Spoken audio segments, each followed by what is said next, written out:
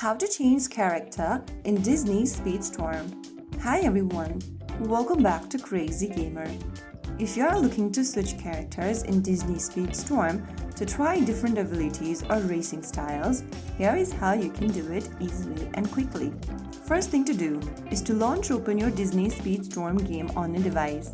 Once you're inside the home screen or the lobby screen, go ahead and click on the Racers tab from the right-hand side corner. From the Racers tab, find the racer you want to switch to or change to. This section shows all the characters you have unlocked. Find the character you want to switch to and tap on it, and on the next page, click on Select at the bottom left. Soon after you do that, you'll be able to see the character change in the lobby screen. Now once you tap on the character you want to use, you'll be able to choose them as an active character. Now, click on the play button to use the character in your next race. Changing characters in Disney Speedstorm allows you to experiment with different racing styles and abilities, making the game more fun and strategic. If you found the video helpful, don't forget to like, share and subscribe to our channel.